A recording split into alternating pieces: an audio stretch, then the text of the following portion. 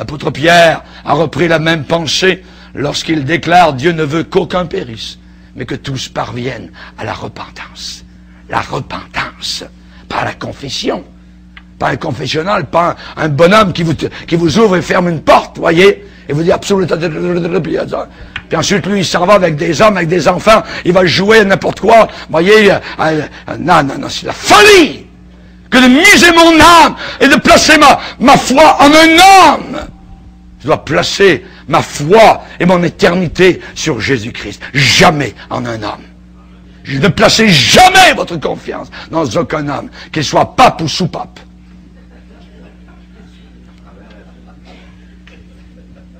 Jamais. Pourquoi y a-t-il dans l'État de l'Arizona un observatoire du Vatican géré par des astronomes du Vatican? Vous allez maintenant savoir pourquoi ces astronomes du Vatican s'occupent du projet Lucifer.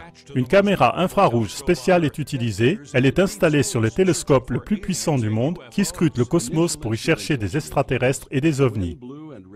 L'ensemble des instruments de base comprend des caméras à double fonction pour les zones spectrales bleues et rouges, utilisées pour faire des photos à grande distance dans l'univers, et ainsi, grâce à l'interférométrie, on a la possibilité d'identifier des planètes extrêmement éloignées. De plus, il y a des dispositifs modernes pour la spectroscopie, un imageur infrarouge de macrophotographie et un spectroscope qui porte le nom de Lucifer. Le Vatican baptise le télescope du Mont Graham du nom de Lucifer. L'Université de l'Arizona, le Vatican et les Jésuites appellent le nouveau télescope Lucifer. Jorge Mario Bergoglio devient le premier pape jésuite. Depuis le XVIe siècle, l'ordre des Jésuites avait son propre observatoire à Rome. Le Vatican n'a commencé à construire ses observatoires que beaucoup plus tard. La résidence d'été du pape à Castel Gandolfo, au sud de Rome. Dans les deux coupoles qui couvrent le palais papal se trouvent les télescopes du Vatican. Les astronomes habitent dans un ancien cloître. Beaucoup de chercheurs du Specola Vaticana sont des prêtres jésuites. J'ai fait mes études en internat dans une école qui était dirigée par des jésuites. Pendant 3 ans, nous devions traduire des parties de la Bible dans une autre langue. Dans le livre de l'Exode, le Seigneur est descendu du ciel sur la terre, sur une montagne sacrée avec fumée, feu, bruit et tremblement.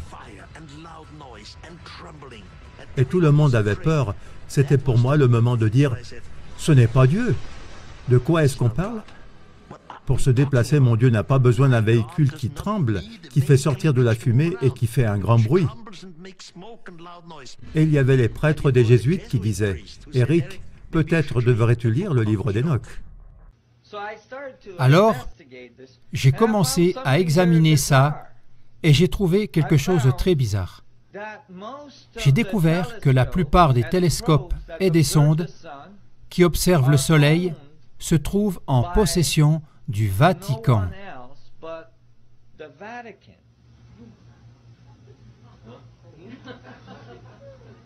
Le Vatican. Et j'ai pensé, c'est bizarre. Qu'est-ce que le Vatican veut faire avec le Soleil ?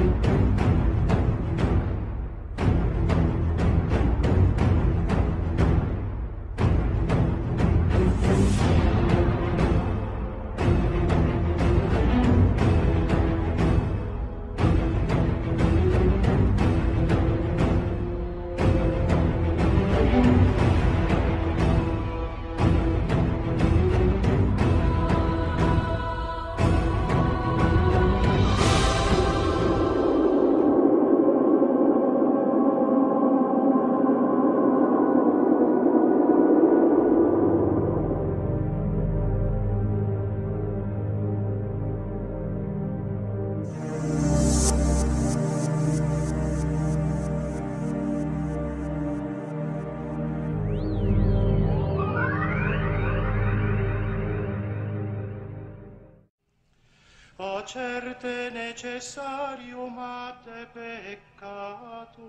Est-ce que vous avez dit que vous êtes Lucifer? Je suis Lucifer. Définissez Lucifer pour moi. Pur, vertueux, saint, innocent, individuel. Il cherche à aider les gens. C'est Lucifer? Oui, S'il vous plaît, dites encore cela une fois. Lucifer est pur, saint, plein de vertus. plein de vertus. C'est Lucifer que Dieu a créé. C'est le même. Oh, c'est fort, je vais mettre ça sur Internet. Oh, Dieu te bénisse, frère. Car c'est exactement cela que les Shriners et les francs-maçons nous enseignent, que Lucifer est lumière. Parlez-moi de Jésus. Qui est Jésus? Il est mon dirigeant. Il est le Fils de Dieu? Oui, Est-ce qu'il est le seul maître digne d'adoration? oui. Voyez ce qu'un franc-maçon confesse, c'est que Lucifer est la lumière.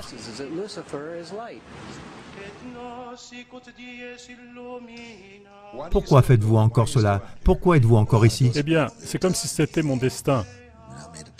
Il y a longtemps que j'ai réussi à faire des affaires avec ça, vous savez, et je fais ma part. Qu'est-ce que vous avez négocié?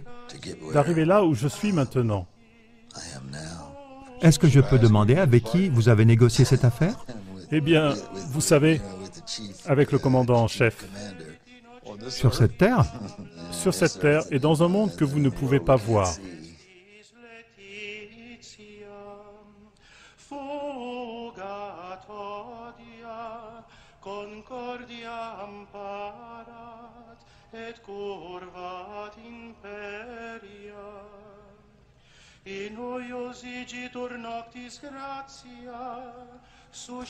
Je ne sais pas comment je suis arrivé à écrire ces chansons.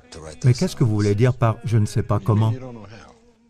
Ces premiers chants ont été écrits presque de façon magique.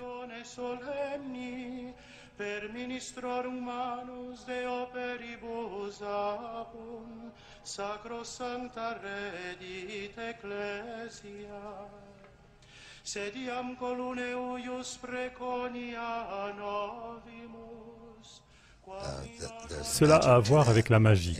Et ce n'est pas de la magie du genre de Siegfried et Roy, vous savez. C'est une autre sorte de magie qui a de l'effet.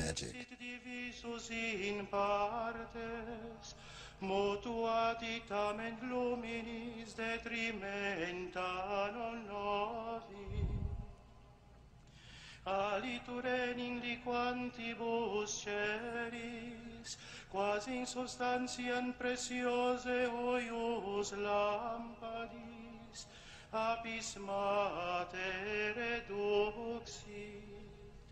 O vere beata nox, in qua terrenis celestia, humanis divina iunguntur.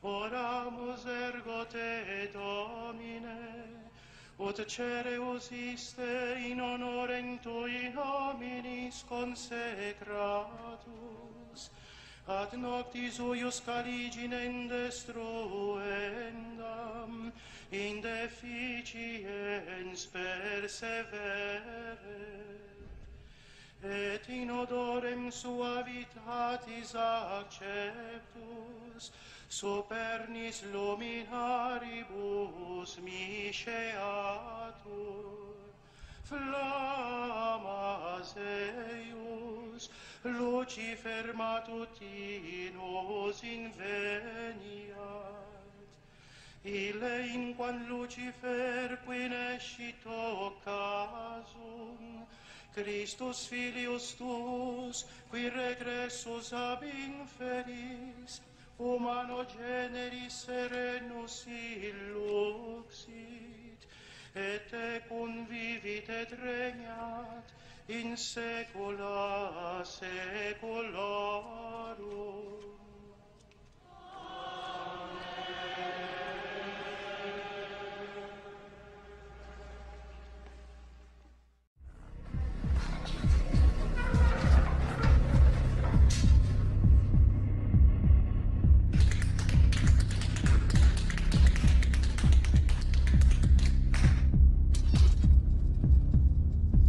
There's an old saying in Tennessee, I know it's in Texas, probably in Tennessee, that says, fool me once. Shame on. Shame on. Shame on you. You fool me, we can't get fooled again.